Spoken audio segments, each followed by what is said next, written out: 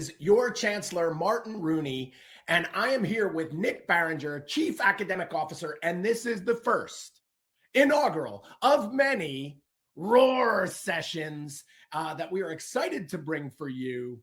And just to clear the air, what these are, the purpose of these are to help you find your purpose, to excite you about the field of exercise science, but to help you along your journey in the industry, the field of exercise science, to make the journey a little bit smoother. And today we realized, well, before we jump into it, right, before we start talking tech or we start talking research, we got to talk about us, right? Like, why would you listen to what we've done, or who are we?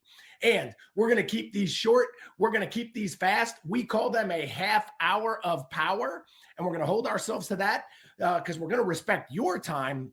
But we really believe the information that we'll have here on these Roar sessions is really going to be an asset to you in the future, but really complement everything you learn here at Lionel. So without further ado, I'm going to start off with a question, right? And I don't know if you know, now, right now I'm looking at the guy on my left. The guy on my left, to my knowledge, is the only PhD, the only RD, the only Army Ranger. So that trifecta, I don't know anyone else in the world on planet Earth that has that. He is my go-to guy for all things nutrition, and actually training and how those are related, all the way to last weekend cornering the UFC's fighter with the most wins in history. And this is the guy, and you've got him. But how did he get there, right? You just heard all those things. I want to hear this story, right? And so Nick and I, to be clear too, have known each other and been on great adventures together for the last 15 years, right? But I think it's important for you as the student, you hear this too. So Nick, my question for you is, hey, walk us through, where did you grow up? How did you get interested in the field? And take us all the way up to getting into the military. Wow. Hey, thanks for that introduction, that enthusiastic introduction, Martin. So how I got into the field, where did I grow up? How did I get in the military? Well, where I grew up was a town in northwest Georgia, Rome, Georgia. Beautiful little area. And I was in athletics, sports, like probably a lot of people at Lionel University. What got you interested in exercise science? And I'm not a very athletic guy, if you can't tell. And so I was trying to figure out a way to squeeze every little bit of athleticism I could out of my body. So really paid attention to strength conditioning. I really got into nutrition because of wrestling and making weight. And then I had a mentor, a high school coach by the name of Scott Hines, who kind of showed me exercise science. He had actually coached at Clemson and had a collegiate background. And so learning that in a high school environment was great. And because of that, I decided I wanted to go to the University of Georgia and major in exercise science, right? So I'm doing exercise science. And since I'm doing exercise science, like, again, some of our coursework at Lionel, you got to take a nutrition course. You have to take a nutrition course, right? So I took a nutrition course, and I'm like, man, I love this stuff. This is awesome. This is like the most amazing course I've been in. And I remember asking somebody, I'm like, can you major in this? And they're like, yeah, you can major in nutrition. So that day after taking that course, I switched majors, changed to dietetics at the time, which was nutrition, to be a registered dietitian, and went down that road. Was loving it, going to class, doing that. I felt a need to kind of serve. So I joined ROTC. So that's where you do kind of the military training and, giving that a try. My father had been in the military. My brother had been in the military. And, 9/11 happened. So that was, very powerful. So I decided, all right, I'm going to go in the military. So I, came into the military as a dietitian. And that's what kind of started me on this journey, going down this road of nutrition and human performance. But more interestingly, Martin's done a lot of great things. He's competed at the highest level of sports, coached the best in the NFL, the best in MMA.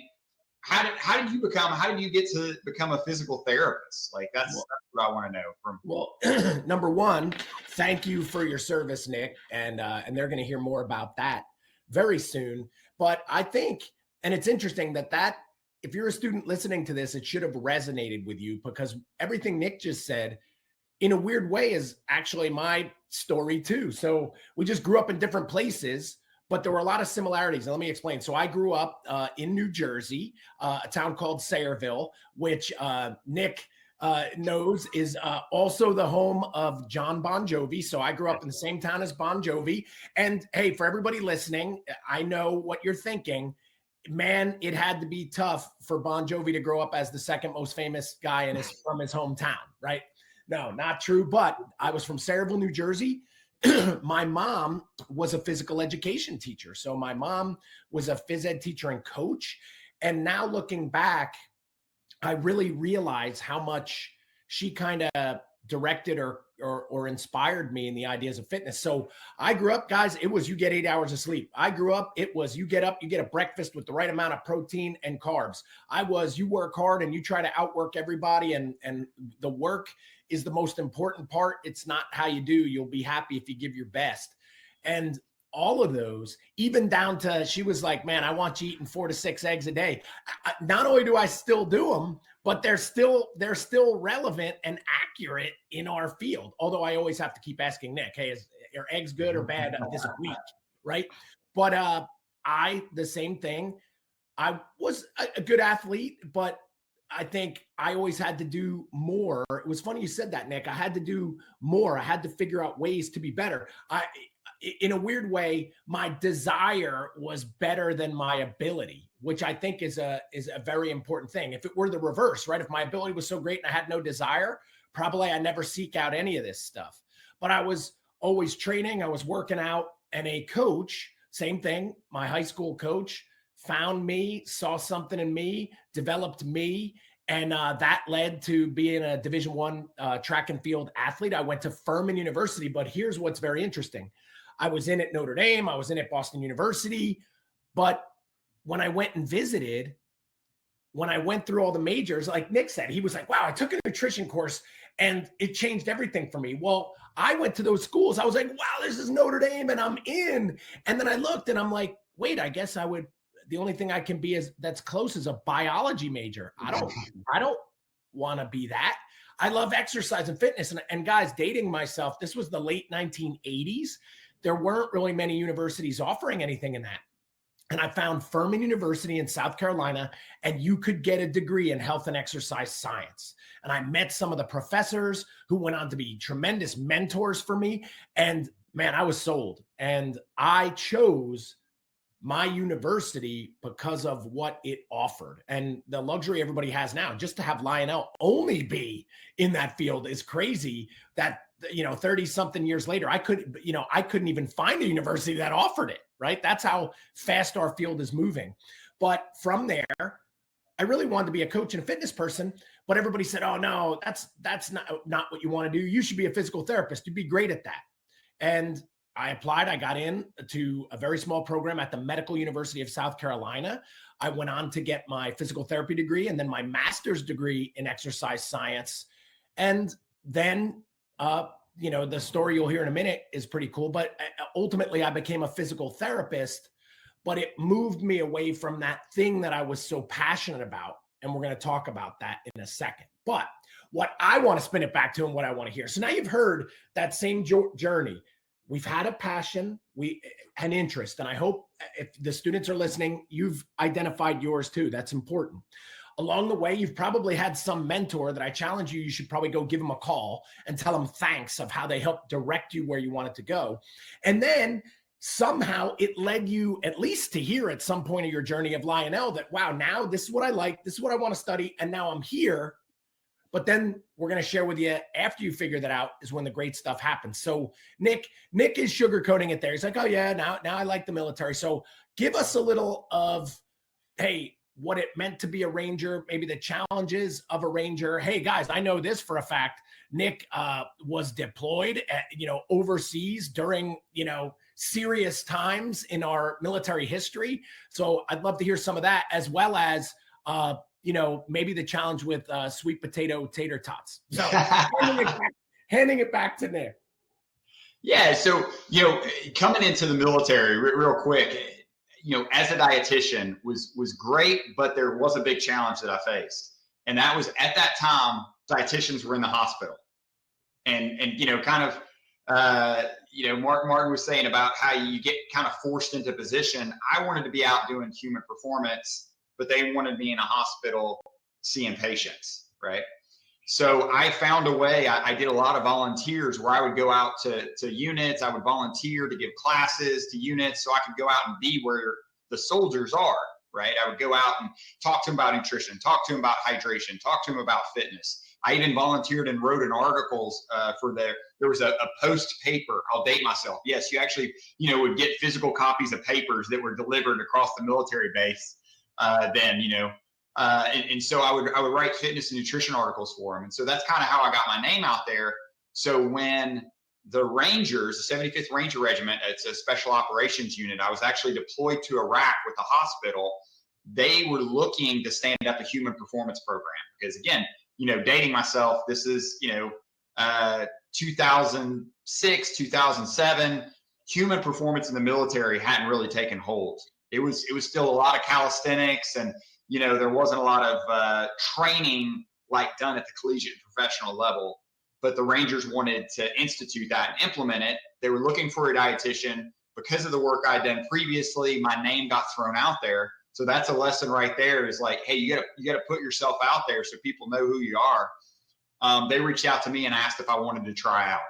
And I said yes, honestly, not knowing what I was getting myself into. I didn't really know that much about what that entailed.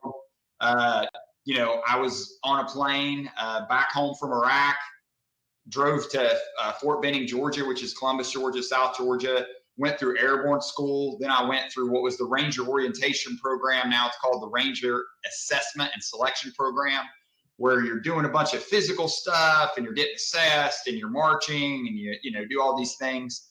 And I made it and they selected me.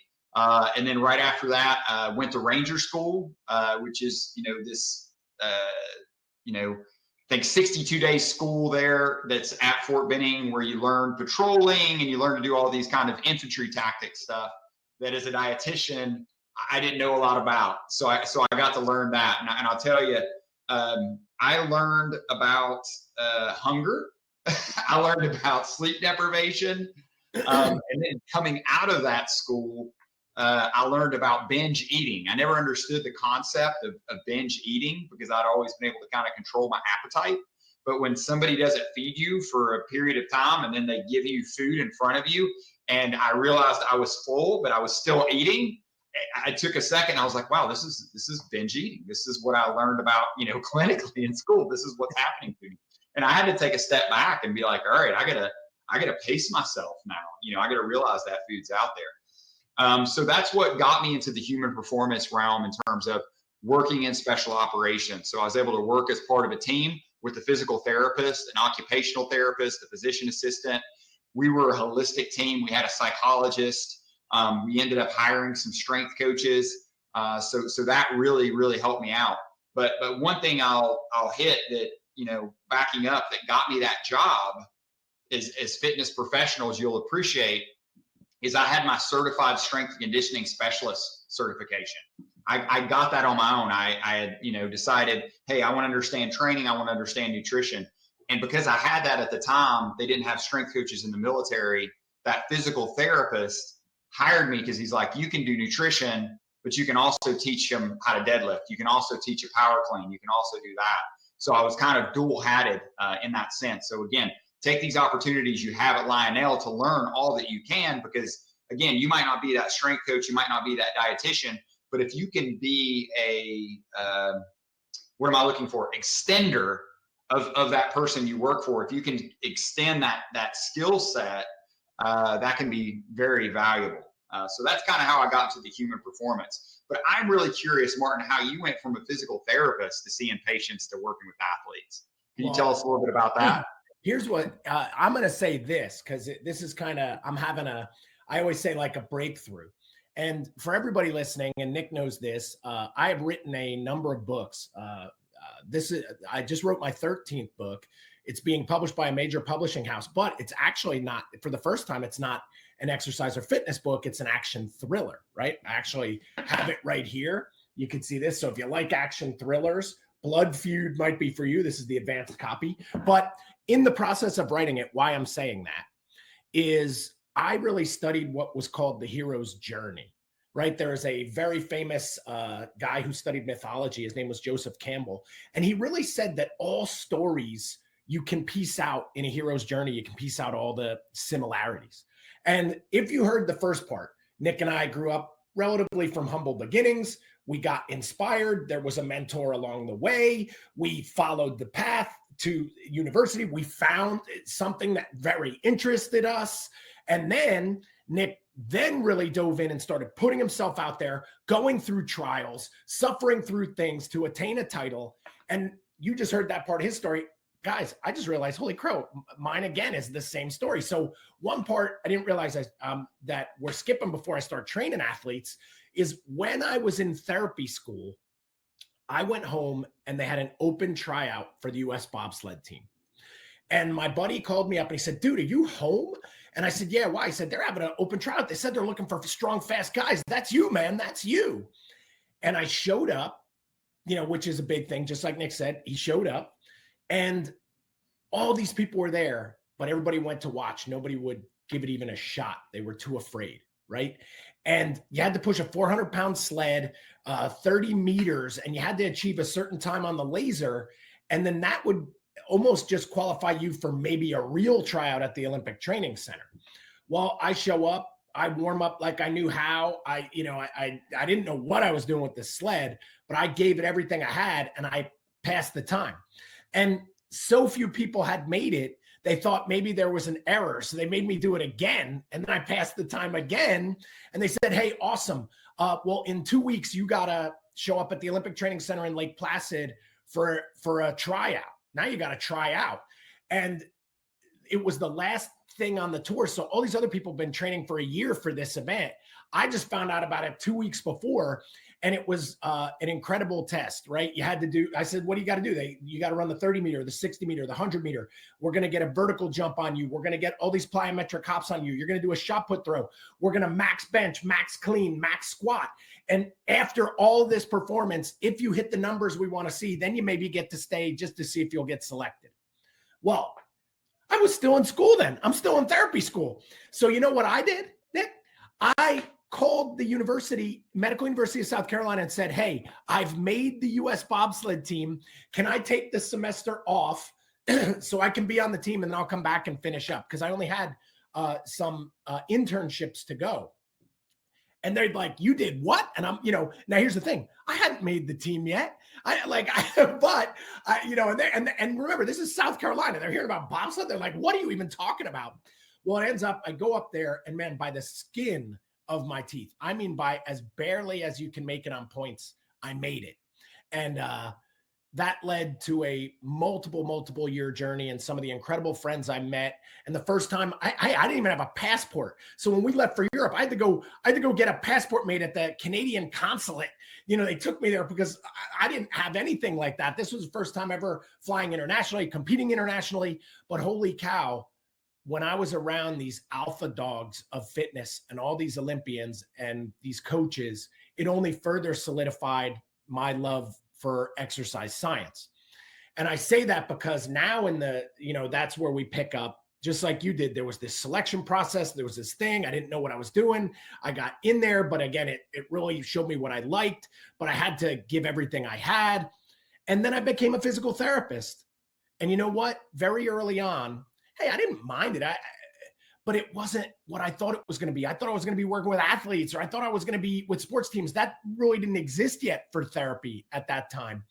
And all I was doing in any of my spare time was studying fitness, which is so funny, like you just said. And I went and got my CSCS, and then I started going to seminar after seminar after seminar.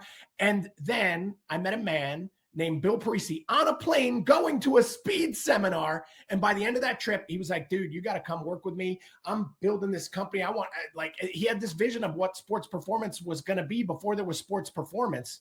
I quit my job, moved up to where he lived in the basement of some dude's house that I didn't know. And we embarked on like what became even more of the incredible journey and excitement of my life, like pioneering sports performance, getting to work with athletes of all levels. We built the Parisi Speed School, went on to 100 locations, 1 million kids trained with our programming. And it just opened up the world again for me. But here's again, the message for everybody listening as a student, and you're hearing it again. You're probably interested in this. This is a passion. You probably had a mentor that helped you get to here. Now you're here, but then you got to decide, what do you really want to do with it and what do you love? And there are going to be trials and challenges, and you got to sacrifice and you got to put yourself out there. And both in that hero's journey you're here, and Nick and I did that same formula, right? So maybe there's a formula there that Nick likes to call it too dumb to quit, or too, whatever to give up. Like that's what we both did. But I just think there's something there for everybody to listen that, hey, when things are tougher, what is it that you really want to pursue? The world will find you if you really go for it, right? And and you can't give up on what you love, because guys, I'll tell you this, it's cliche, but I feel like I haven't worked a day since I really put myself where I really loved working, right?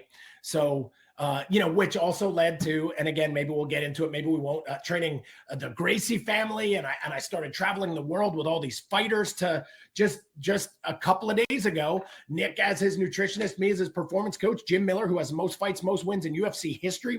I was just cornering that fight in Miami. And why I say that, again, is not to impress you, but impress upon you. If I never decided this is what I wanted to do, and I never went for it when everybody said it wasn't possible, and I never actually just created a job that didn't even exist, it never happens. And Nick, if you heard from his story, he did the exact same thing, which is super, super cool. So I'm bouncing it back to Nick. And guys, we'll have to do another episode on it, because he really blasted through like, oh yeah, and then I just went through selection. I was a little hungry, and now I'm a Ranger. There's a whole lot more that goes to that. He's a really humble guy. You're going to learn where I'll have to pull that out. But, where I can remember him sending me, I'd be sending him pictures from my gym, and he'd be sending it from his, it was like a dirt floor, wooden hut gym in Afghanistan. But, so take us, Nick, I don't know, like now to, hey, you're leaving the military, right? We got 6 minutes of our half hour of power left. You're leaving the military, the opportunity of Lionel. Like, what about the legacy of, giving back to the new student coming up? Yeah, but real quick, you talk about putting out the universe, because there was a really important piece that happened at Ranger Regiment that really changed the trajectory and solidified me in human performance. And that was, we were looking to find like the best trainers and bring them in. And there was this guy's book I kept reading named Martin Rooney. And I'm like, man, this guy, he's a great writer. And he was speaking at an NSCA event, National Strength Conditioning event in Florida. So I went to hear him speak. And of course, it was like the best talk I'd ever seen. I'm like, oh my gosh, this guy, we got to get this guy to Ranger Regiment. We get him to Ranger Regiment. He crushes it. All the Rangers love him. I think we bring him back a second time, right? It was twice, maybe 33 times, same thing. But something, I will say with Martin and meeting him, you took an interest in me, and then you would always follow up on kind of like what I was doing. And so when I said, hey, I want to go get my PhD at Texas A&M, you're like, hey, go do it. Was able to do that. Was able to go research out in, Natick, Massachusetts, do some research there. I had an opportunity to go teach at West Point. I talked to Martin. Martin's like, you got to go do it. You need to go do it. We did a car ride in Utah. Remember where that?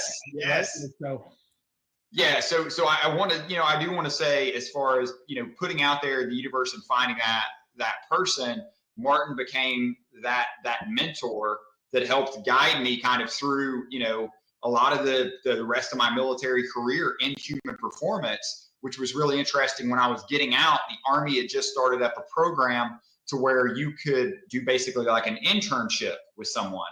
And so, of course, I reached out to Martin. He's like, hey, let's do it, of course. And so along that journey, as I think we were at UFC 300 with Jim, this opportunity for both of us to come here to Lionel University presented itself.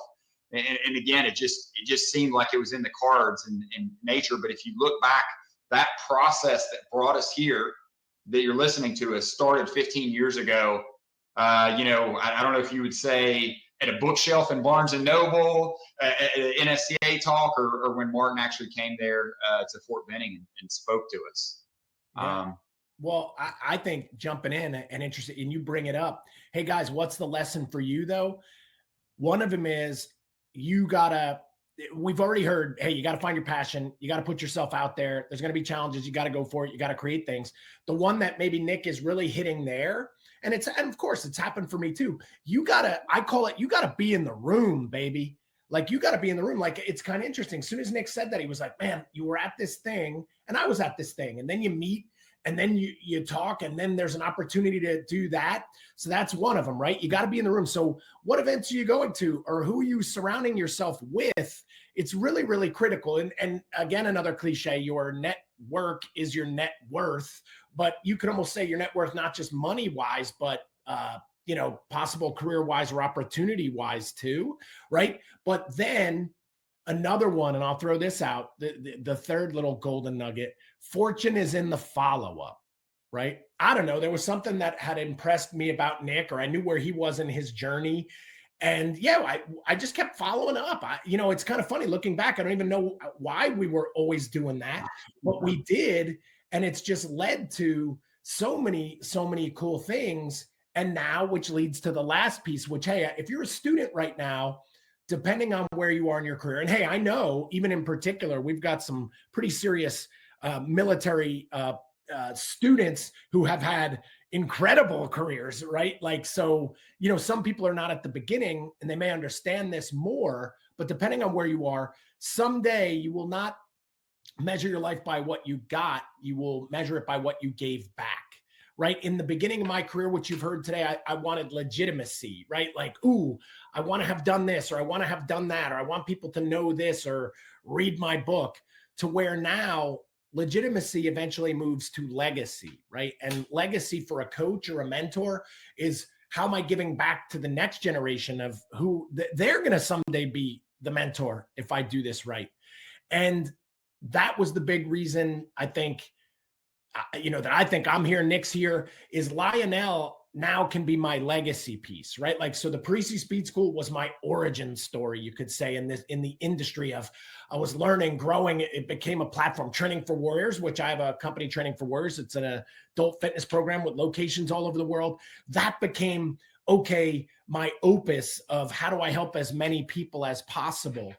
But it was almost, Lionel is now this chapter of, how do I give back and make this industry better than when I found it, right? Like, it's kind of interesting. You heard today, 30 something years ago, it wasn't even really an industry yet. You didn't really know what you did. People were talking me out of being involved in it, right? Like, to where now we're there, but you guys, the students that are listening, you're going to be the future of this thing, right? Well, Nick and I were just at a big DEAC conference, and something that really resonated with me that he said, hey, all the future leaders of your industry and this country, they're born now. Like, they're alive now. Now, so what's interesting is 50 years from now, the kids that are born now are going to be running the show. Well, who's going to be the mentors? Who's going to be the leaders and leave it better for them in the future? That's us. That's anybody listening to this right now. So you do have a big role, and legacy is going to play a big part. I think that would be a great reminder there, but also maybe a great finale to keep up on our promise of, keeping it to a half-hour power. I don't know about you, Nick, but I think we covered a lot, and man, there was some gold in there, right? And hey, and then Nick can finish it, but if you are a Lionel student and you like that, write us, tell us about it, right? Like, that's what we're here for. We're here to mentor. We're here to help. So if you've got ideas or need some direction or anything else, that is part of also what you get when you're here with us at Lionel. And we wanted to today was to establish who we are, what we've done. We're here to help, But remember, it's about you and doing the work too. So I'm going to let Nick sign us off, and then be ready for the next episode, because we're going to keep covering more great ideas for you. Yes. Hey, thank you for that, Martin. So we will close today our roar session. But yes, please reach out in Barringer at lionel.edu, M. Rooney, right, at lionel.edu. We want to hear from you. If there's any topics you want covered in future, let us know if you have any ideas. But with that, have a great and powerful day, and look forward to seeing you in the classroom. And that is all we have for us today. Roll Pride.